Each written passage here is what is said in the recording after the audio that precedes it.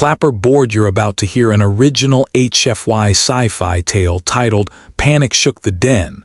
A human walked in carrying 3 snoring cubs, and every warrior abandoned war.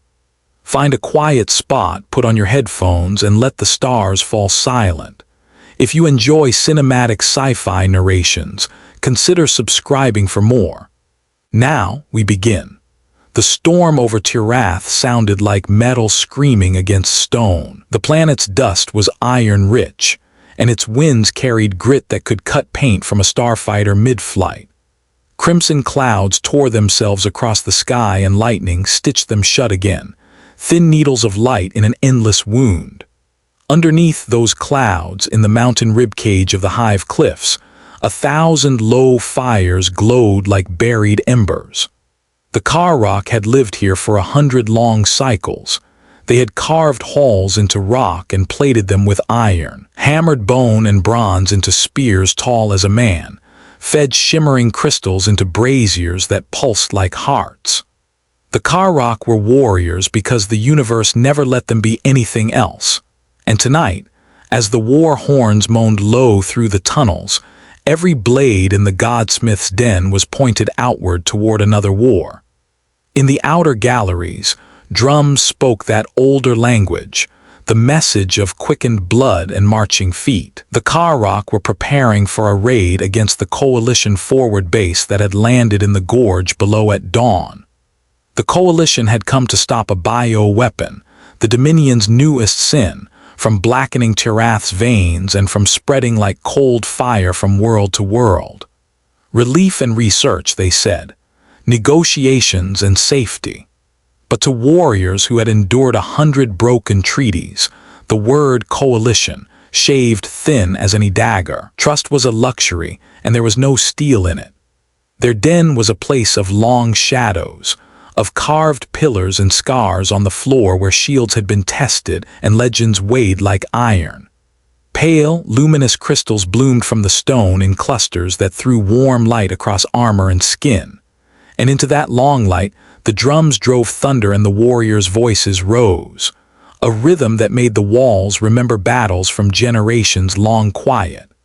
The Kharrok chief, Koro Bonesinger, stood by the war map with 3 elders. He wore old scars and new lacquered plates, each plate carved with the names of those he'd outlived. He had sons and he had lost sons. He had buried love and he had kept a tribe alive in a valley that often forgot the sun. He had a voice that could steady a shaking hand. "Break at first light," said one elder, tapping a tusk with a claw. "Catch their machines in the gorge wind." Another, "Strike their medvats. They don't bleed like us, but they bleed." Koro listened and measured, and then he felt it, the tremor, no, not a quake. A change in the music of the den. The drummers faltered, voices thinned. The breath clock of 1,000 lungs skipped a beat. Footsteps, the soft rhythm of someone walking who did not belong here, entered from the outer tunnel, and with them came panic sharp enough to taste. Warriors ahead lowered weapons but didn't strike. They simply fell back as if the air itself were pushing them. The drums surrendered to silence. All along the corridor shields tipped and blades turned, but not a single Kharrok charged because what approached was a kind of courage they did not know how to meet with steel. A human walked in, a woman in impact armor that had been polished by sandstorms into a matte gray, edges scuffed, paint long burned off. She moved with the careful strength of someone carrying too much and refusing to set it down. In each arm, against her chest, she held a sleeping cub. They were Kharrok cubs, light-furred, with soft folded ears and tiny tusks just beginning to bud, wrapped in shredded thermal sheets that still smelled faintly of ozone and smoke. Their bellies rose and fell with the pure rhythm of new life. Their paws dangled loose in sleep, and their small mouths made kitten noises that made even the old veteran guard at the gate swallow against a prickling in his eyes. The human had braided black hair, dust caked into it deep as a shadow, and blood in a wide, dry smear along one cheek that wasn't hers. Her eyes were fever-bright but steady.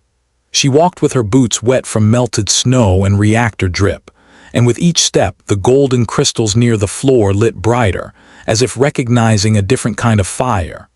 Behind her the sentry line stood confused, weapons lowered. A younger Kharrok reached out as if to take a cub. She slid past him without breaking stride. She didn't look at anyone except the path ahead, toward the war map where Koro stood. She stopped 10 paces from him, as close to the chiefs as any stranger had ever dared, and for a second that held the breath of the entire den, nobody moved. The cubs slept on, snoring. In the colossal silence, their little sounds became planets orbiting the gravity of everything else. The human turned her shoulder so the nearest light fanned across the cub's warm fur. And then she spoke, a voice ground down by wind and smoke, but still able to make a single word mean more than iron. Help. Koro Bonesinger took 2 steps forward. All his warrior's eyes tracked him like stars. He saw the cut in her armor where a blade had glanced, the blackening at the edges of her gloves where a fire had licked, the way her shoulders fought not to shake. He had burned men who came to parley with lies. He had refused trains of gifts that hid chains. He had stared across a battlefield into the faces of humans and found them both fragile and impossible. But this was different. This was a human arriving at the heart of his people, carrying the only future that mattered to any species. It was as if ancient law had walked itself into his hall and demanded judgment. He said nothing at first. He raised his left hand, and every Kharrok in the den lowered their weapon. The sound of 10,000 steel tips touching stone together was like rain on a metal roof. "What den?" he asked finally, voice low, "claims those hearts?" She swallowed, lips too dry, eyes almost closing, and said, "Yours." A murmur went through the hall, not fear now, but something like hunger. The cubs were Kharrok, anyone could see it. Their scent was from the northern burrows. The mark branded faintly on the leather scrap tying one bundle had the Bonesinger spiral crest, drawn by a shaky hand but true enough. Koro felt that crest ignite inside his sternum like someone rubbing flint against iron. He stepped closer, close enough to smell blast ash on human armor and the hot, milk-sweet breath of infants.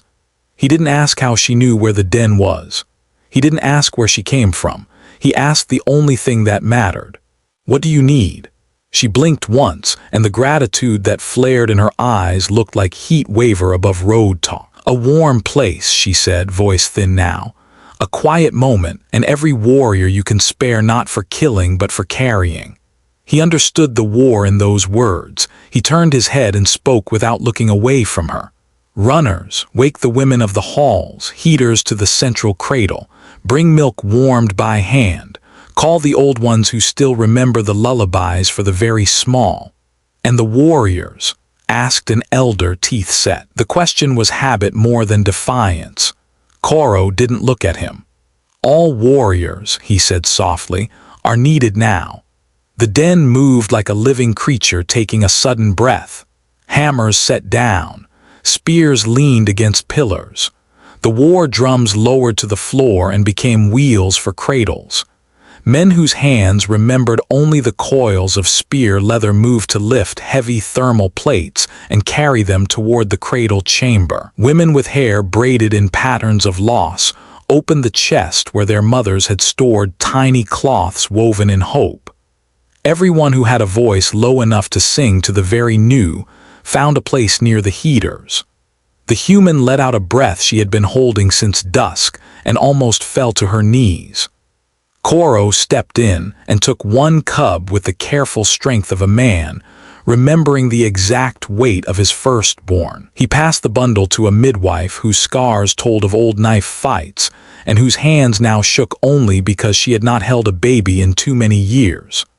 The second cub he took, and then nodded to the human to keep the third, as if to say, "You came this far, let us carry the rest."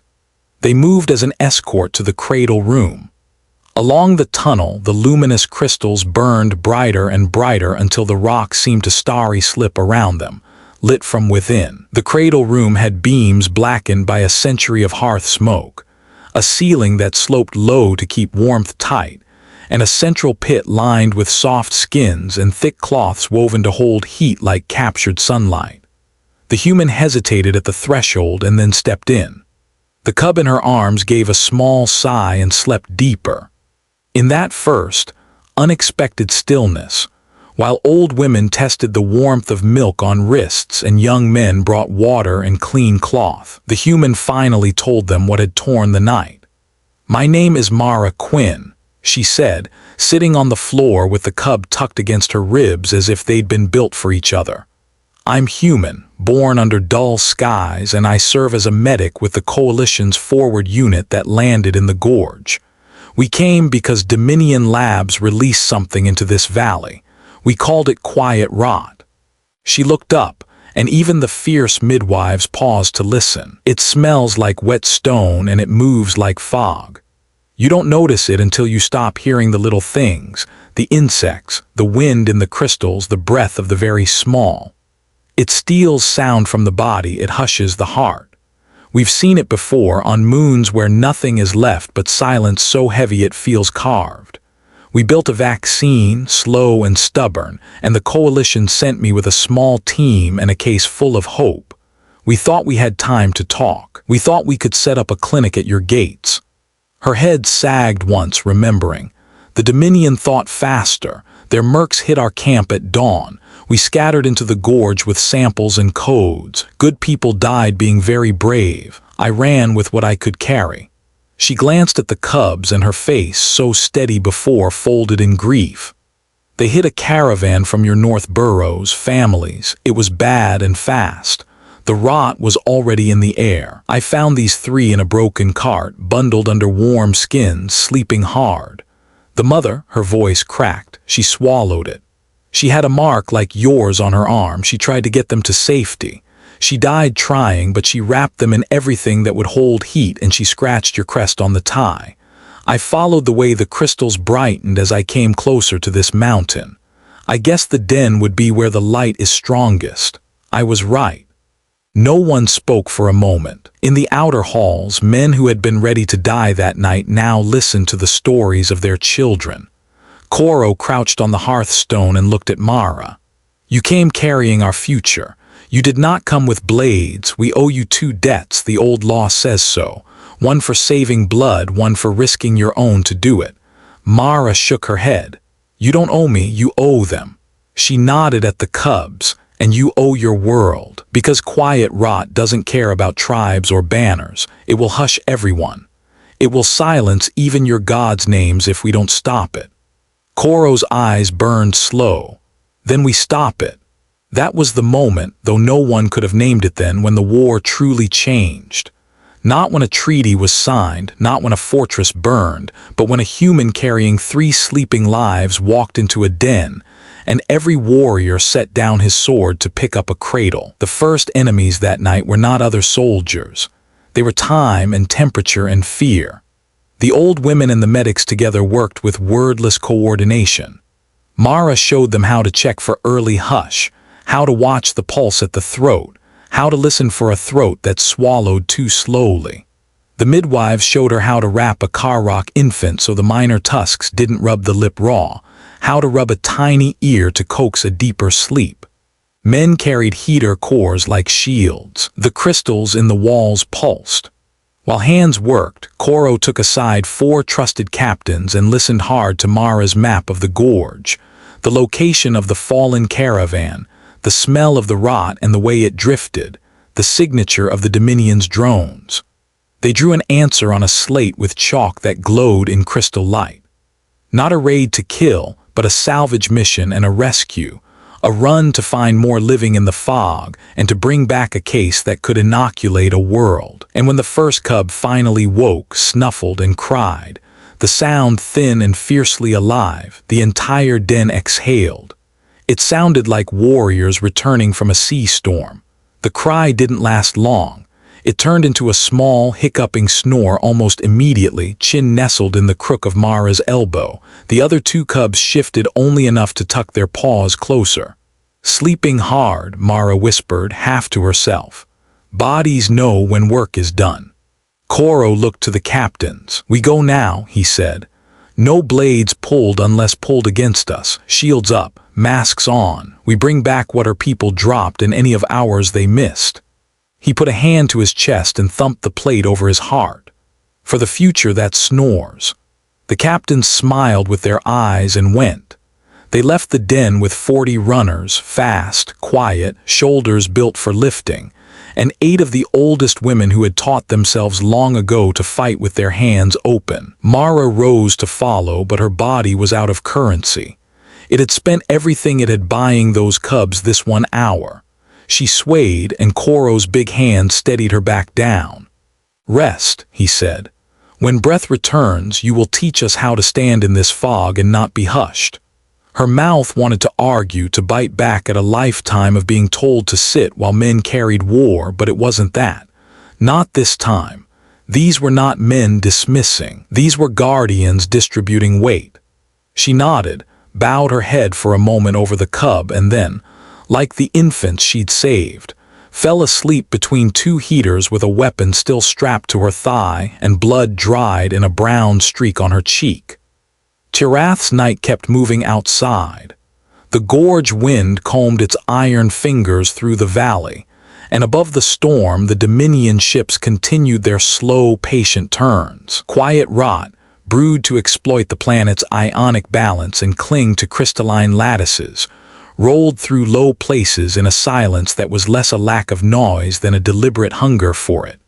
In the cradle room, the remaining Kharrok organized around the sleepers. There are old ways any people keeps. Someone watches the door, someone watches the fire, someone watches the young. Those circles overlapped until there was no telling where one duty became another. They sang softly, and the songs were not war songs now, but the kind used to steady goats or to make bread rise, rhythms with contentment built into them like good architecture. Mara woke some time later to a sound her nerves had taught her to fear and love in equal measure. The quick step of returning boots, the scrape of armor. She rose before her eyes were open, muscles dragging her to her feet like habit pulling a cord. A captain stood in the doorway with wind in his hair and rot powder grayed on his shoulders. He had a case in his hand and a body on his back. The case he handed to Mara. It was coalition make, white composite shell, secured with thumbprint and code phrase, scratched and scorched but intact. Her hands remembered it like a limb she could put back on. She thumbed the release and whispered the code like a prayer. The lid hissed and opened on rows of delicate vials set into foam, gold-tinged liquid catching firelight like saved sunsets. The captain unshouldered the body with the reverence of a funeral and moved aside. It wasn't a body, not yet. It was a woman still alive, breathing a shallow knot breath through lips blue at the corners, lashes dusted gray by rot like frost.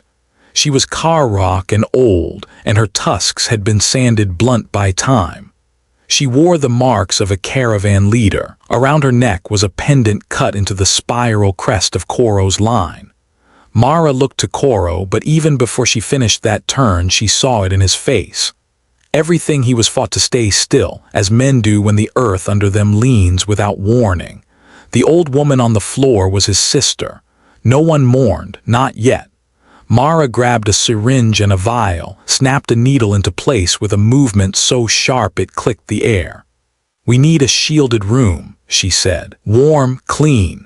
Rot clings to crystal. We need bare stone or iron." The Kharrok had such a room. Their ancestors, wise in 1,000 practical ways, had cut a chamber lined with plain iron to cleanse meat and tools that came in from storms. They turned it into an infirmary in less time than it takes a ship to reorient in orbit. Koro lifted his sister, lighter now than in the memories of childhood, carried her himself to the iron room, and laid her gently on a pile of skins that smelled of salt and old oil. Mara worked. She worked like someone who had lived inside trauma until she learned to take its hands and make them do small, precise things. She checked the elder's airway, measured pulse, listened through the hush for the faint whisper of blood that meant a heart was still speaking. She injected the vaccine into a vein that ran like a thin river over the elder's wrist. The gold liquid disappeared into skin. She kept one hand on the elder's chest and counted breaths.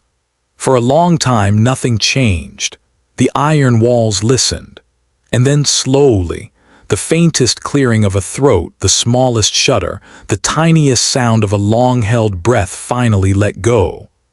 Kharrok made a sound then, not human, not even particularly Kharrok, but the sound any being makes when hope, that fragile tyrant, touches them with warm hands after a cold winter. He pressed his forehead to the iron wall and closed his eyes.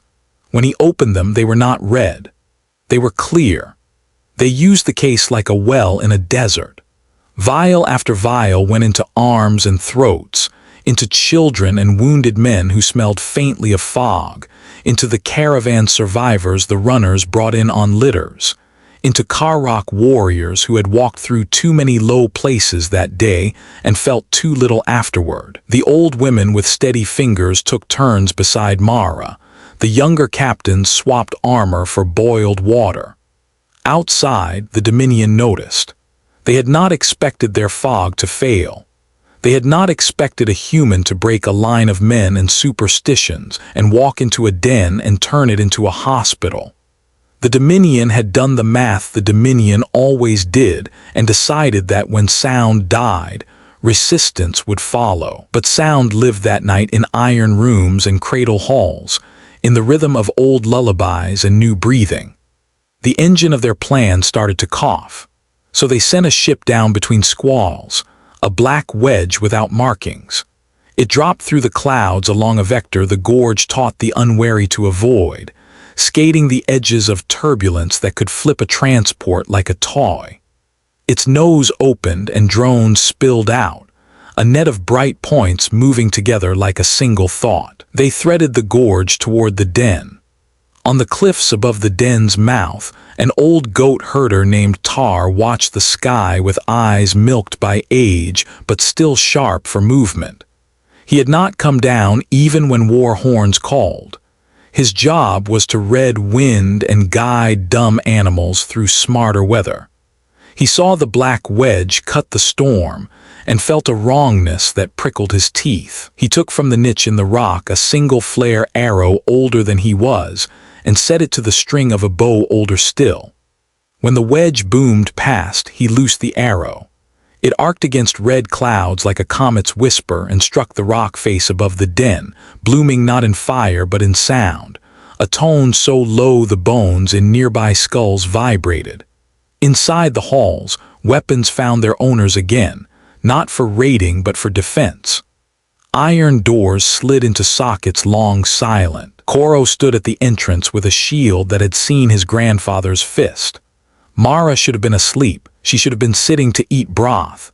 She should have been in the cradle room listening to cubs snore. Instead, she stood in the iron room doorway, rolling her shoulders to loosen muscles that had locked tight. The case lay open behind her. 3 vials remained. The old woman, Kharrok's sister, rested wrapped in skins. Her breaths kept a stubborn time. Kharrok looked at Mara. She looked back. Neither spoke because there are moments words can only ruin. The drones came first, a glittering swarm, eyes red, bodies like polished flies. They weren't built for fair fights. They were built to map and sting and amplify rot. They hit the den's entrance like rain. Shields held.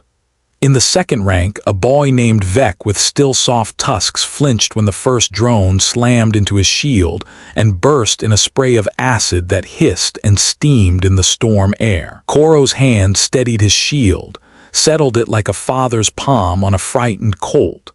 Mara's mind moved along human lines that had guided her through a dozen battlefields.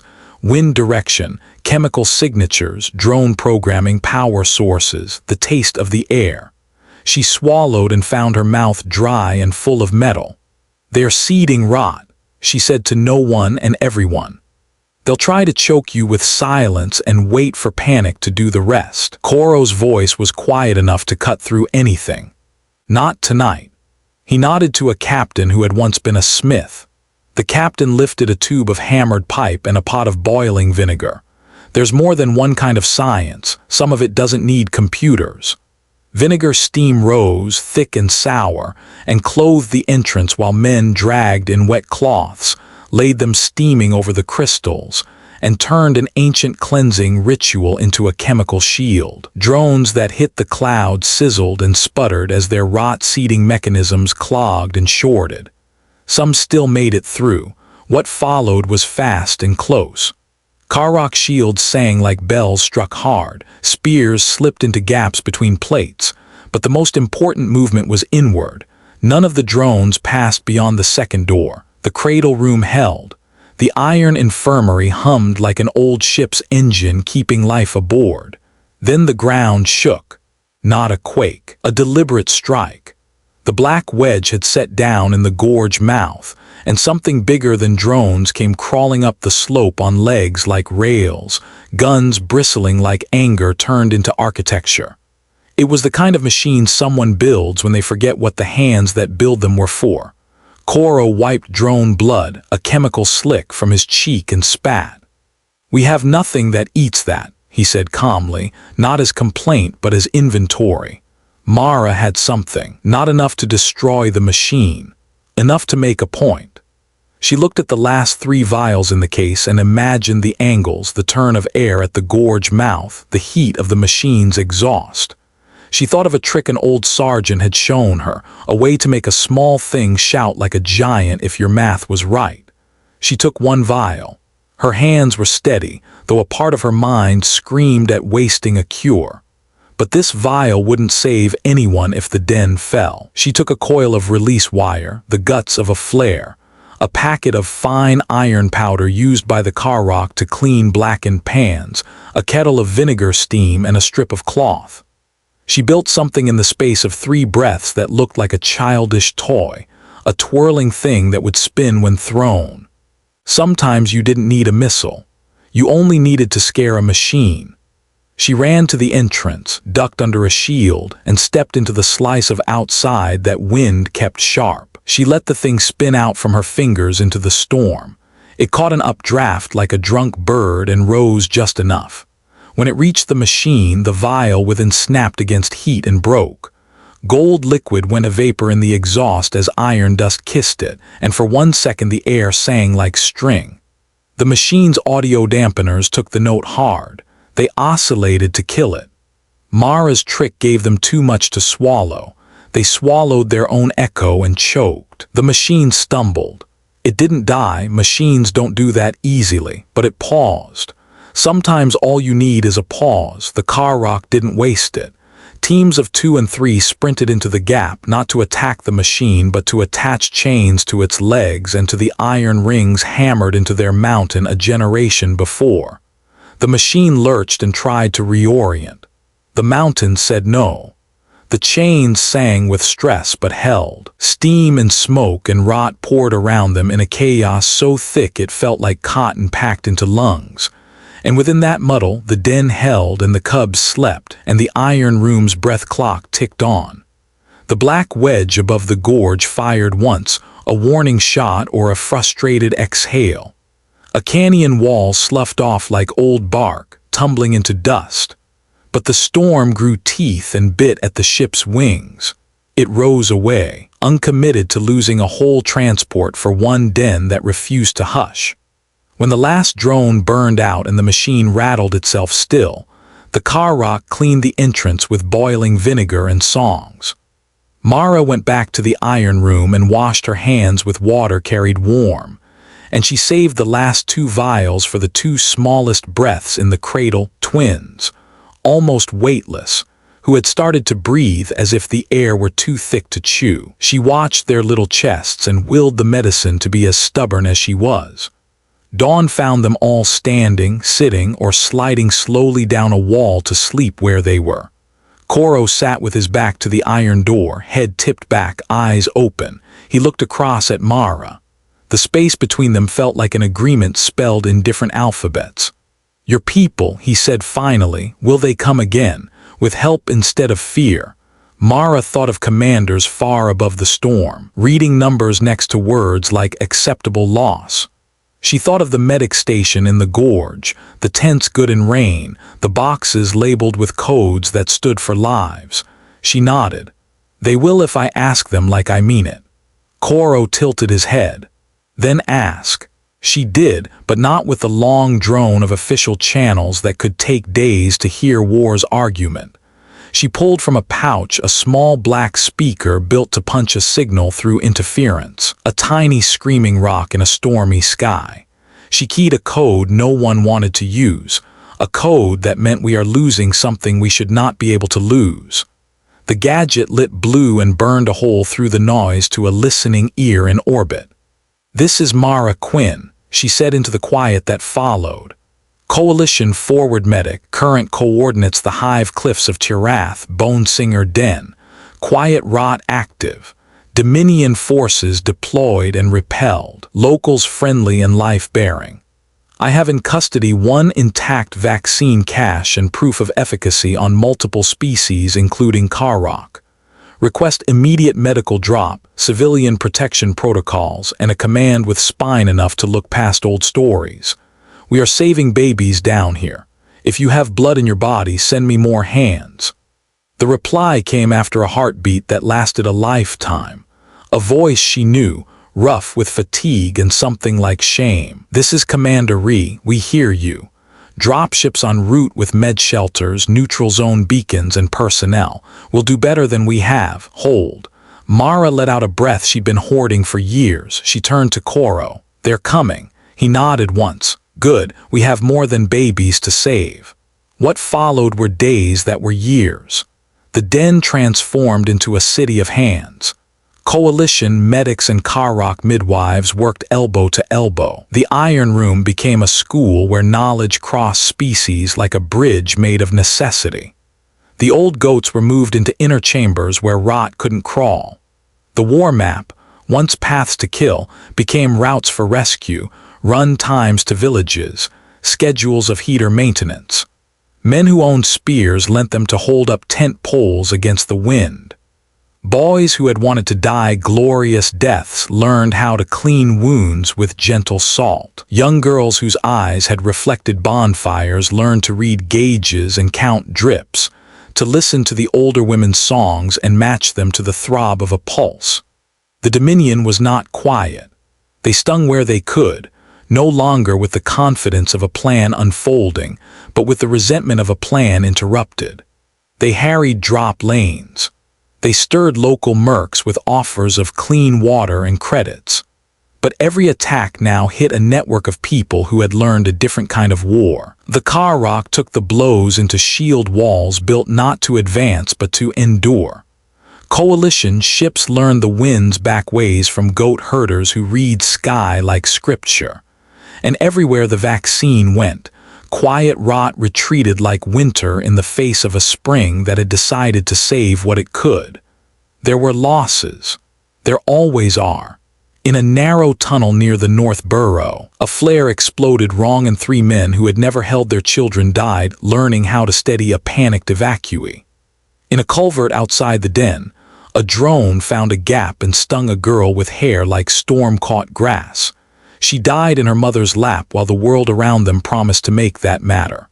In the gorge, a ship fell and burned, and its ashes later grew flowers in shapes no one had names for. The den learned to hold grief and still set out in the morning. Mara didn't sleep much. When she did, it was sitting up on a coil of rope with a cub snoring against her ribs, the rhythm of that tiny breath cracking a fissure into her fear and letting light in. She learned the Kharrok's names for their own bones, the way their bodies shook off cold or didn't, the ways a Kharrok mother looked at her child as if at the center of the universe. The Kharrok learned what it meant when a human said, "I've got you," and made it true with their hands. Kharrok watched everything and learned the greatest lesson a warrior can, not when to fight, but when not to. He began to understand the coalition not as an enemy army but as 1,000 different human faces, each carrying different histories like scars under their clothes. He watched Mara move through his halls with a tired grace, and he understood something else too. That courage doesn't always look like swinging metal. One evening, after a day of flying machines that didn't crash, and a night of fewer people whispering that they couldn't hear themselves breathe, Kharrok took Mara up a narrow set of steps carved along a cliff face to a place where the den opened to air. They stood under a sky that had scrubbed some of the blood from its own face, and they looked across a valley that still smoked but did so with less anger. "You changed this," Kharrok said, not as a compliment but as a fact. Mara shook her head. "We did." His tusks showed in what humans might call a smile. "Answer me this," he said. "Why did you come into the den? Why not hide with your people, wait for your ships? Humans do not enter old enemies' halls carrying our children unless something else is moving them." Mara thought of the caravan, the woman with the spiral mark dying with her hand still reaching toward her babies, the smell of rot trying to hush even the echo of her name. She thought of her own planet, of a disease that had once left a 50-mile radius without birds, of the quiet that taught her to fear silence forever. She thought of a little boy years ago in a tent on a different world who had died with her hand in his, and whose mother had said after, voice like broken metal, "We needed you 3 hours sooner." Sometimes a life is a river complicated by many tributaries. Sometimes it is a single line carved deep by one decision. "I'm tired of being late," she said. "I'm tired of building little houses of medicine in places where storms rip them up. I'm tired of mourning as normal. I saw 3 lives I could carry, so I carried them, that's all." Kharrok considered that, weighing it with iron eyes. He nodded once, something decisive settling in his bones. "Good," he said. "Keep carrying what you can." An alarm went up then, but not the kind that made blood cold. It was 3 short chimes, the signal that someone had been born. Their iron infirmary had become, among other things, a place where life insisted on itself. The entire den listened to the blunt facts of nature running its own mission. Another voice, small and unafraid, had joined them. Mara smiled with all the parts of her face that knew how. As the days turned, the Dominion realized Turath was not going to go quietly. A thing they had counted on, the weight of ancient grudges, had gotten lighter. Their drones brought back recordings of Kharrok veterans helping human pilots find clean air. Their spies brought back stories of a human woman sleeping with a Kharrok baby under her arm, of Kharrok women cleaning human wounds with hands that used to refuse shaking. Dominion mathematicians fed these reports into models, and the models spat out chaos that couldn't be used to predict success. The Dominion disliked chaos. It resists billing, so they made one more push. If they could not hush Turath, they would scorch the den and deny everyone the victory of it. They brought a ship too heavy for the gorge to chew, and they wrapped it in countermeasures until it looked like a hole in the sky rather than a ship. It slid down from orbit slow and mean, and it carried a bomb. The coalition saw it, called it names not fit for broadcast, and scrambled ships. But the storm favored the enemy for a moment, and in that moment the heavy ship found a window. It bled a line of fire down through cloud toward the Hive Cliffs. The den didn't panic. Panic had moved out a while back, evicted by work. Instead, Kharrok and Mara met in the Iron Room with a small group who understood both rocks and rockets. They looked at maps. They looked at the sky. They listened for the rate of the storms breathing like it was a living thing they could ask a favor. "We can't shoot it down," said a human pilot, jaw stubbled, eyes raw. "Not in this soup." "We can make it miss," said Tar the goat herder, who had come down from the cliff with his bow and his manners. "Mountains do that when you know where to ask them." They took the chains that had held the Dominion walker and stretched them across a cut in the gorge like strings. They rigged the crystals along the edge to vibrate at a frequency the heavy ship's sensors would read as rock. They used the last of the vinegar to write a message in the air no human eye could see but a machine could smell. A cliff face where there was none, a valley where there was stone. When the ship dropped its bomb, it aimed not at a den, but at a ghost the den had made. The bomb fell into a valley that existed only to machines, and it kissed rock, not people. The mountain took the blow like a lung takes a punch. It hurt and it knocked the wind out of it, but it didn't kill. A wall slid away into rubble.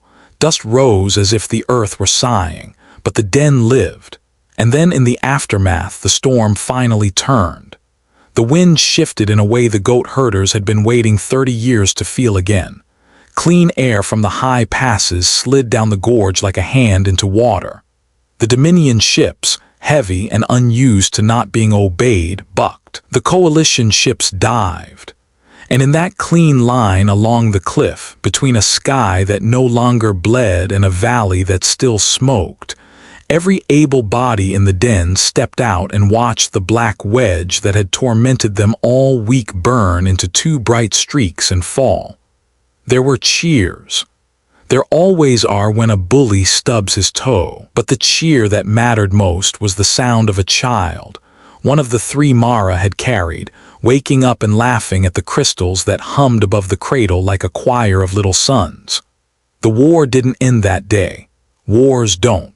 They keep working like rust if you leave them alone. But something more important ended and began. The story people told about the other changed pressure. In the market's down valley, humans began to trade not just metal but recipes for bread. On the cliff paths, Kharrok men started to wear coalition med tags next to old talismans. In the neutral zone they carved between den and base. A small school went up where old women taught medics the lullabies that paired well with tape tearing off a roll. And human engineers taught boys who had once polished spears how to build valves that didn't leak. Mara stayed long enough to see the cubs grow as sturdy as wet clay drying into shape. They followed her around like dogs and tried to bite her boots with soft teeth. She taught them the game called Count to 10, and they taught her the game called Hide in Warm Laundry. She learned that Kharrok humor tended to come like rocks, suddenly, and you had better be ready to catch it. She learned that sometimes the bravest thing a person can do is ask a tired woman to sit down and drink broth while someone else takes her place. When it was time for her to go, because the coalition sends medics to the places where the next quiet is collecting and she could not be just one den's doctor, Koro walked with her to the edge of the gorge where the wind smelled clean. He put into her hands a small carved stone in the shape of a spiral. It was heavy with more than its own weight. "A debt," he said. "Claim it when you need it. Even if I am ash by then, some bone singer will answer." Ra closed her fist over the stone. "I will," she said, "but I'm taking more than I'm leaving." He grunted, which in his language meant good. He looked out across his valley, then back at her. "When you walk into other dens," he said, "remember this. Sometimes you don't need to carry a sword to make everyone put theirs down. Sometimes you just need to carry something small and sleeping." She smiled, finally, not the exhausted twitch of a medic who had seen too much, but the real thing, a bending of the mouth that relaxed the whole face. "I'll remember," she said. She turned and walked toward the landing pad the coalition had carved out of a kinder rock. Her boots made rhythm on the old ground. The cubs were not babies anymore. They ran along the ridge and yelled in voices that would one day frighten enemies and now only frighten the crows. They shouted her name and she shouted theirs back. She didn't look back once she had to. Some goodbyes you only survive by not turning around. But as the ship lifted, she saw the glitter of the den's crystals through open doors. They were brighter than the first day, or perhaps she simply knew now how to see that light. Years later, in places with different air and suffering that spoke in other dialects, Mara walked into more dens. Some were made of sheet metal and shame. Some were made of pride stacked into tall towers that forgot to include doors. She carried what she could. Sometimes it was medicine. Sometimes it was stories that fit exactly into the space where old hate had been. Once, on a mining moon where the wind didn't exist and the quiet was a kill switch, she carried in a puppy for children who had forgotten the sound of something snoring. The guards set down their guns. She injected their wives and then their elders and then the man whose job it had been to do the killing in that place. He cried. She held his head in her palm and told him to count to 10. Sometimes she failed. She remembered those too, carved them into a place under her ribs where victory also lived, because both are needed if a heart is to keep honest time. On Turath, the 3 cubs grew into adolescence with shoulders and jokes too big for small rooms. They learned medicine and metalwork and how to build a valve that never leaked. They learned what the spiral on Mara's stone meant. They learned exactly which song you sing when someone's pulse is trying to find its beat again. They learned the names of the dead, and they learned the names of bread. They carved into the den entrance a relief of a human woman in battered armor carrying 3 small shapes, and the warriors who were children then took their grandchildren up to touch the carving with warm hands. Kharrok Bonesinger lived long enough to see Dominion lawyers stand in a court under flags and apologize using words that meant almost nothing, but were the only words those men had. He lived long enough to see the neutral zone become a shared town with a bakery and a clinic where you couldn't always tell which language was being spoken, and it didn't matter because hands show intention better than teeth. He lived long enough to die in clean sheets with the sound of babies somewhere down the hall. His sister sat beside him and scolded him for waiting to the last possible moment to rest. That is how families know you love them. And the den, which had once been only war and the memory of war, learned to be other things. It learned to be a place where old and new sat close without scaring each other. It learned that the brightest lights in its walls were not always crystals, but sometimes the eyes of someone saying help, and then not being alone. In a different sky, a different day, a different storm, Mara stepped into a room lined with iron and listened to a breath that needed help making noise. She put her hand on a chest and said, "I've got you," and meant it. She thought of Turath, of Kharrok's nod, of the taste of vinegar in battle air, of the way a machine had choked on a song. She thought of 3 cubs snoring. She smiled because in a universe that is often cruel to tenderness, tenderness had not surrendered. There will always be fogs that try to hush us, she thought. There will always be men who think silence equals control, but there will also be people who walk into the places they shouldn't, carrying the things that make us remember what we're for. And that day, the galaxy learned humanity doesn't conquer, it endures. Headphone, if you enjoyed this story, make sure to like, share, and subscribe to the channel for more epic HFY sci-fi tales. Until next time, stay human, stay unbroken.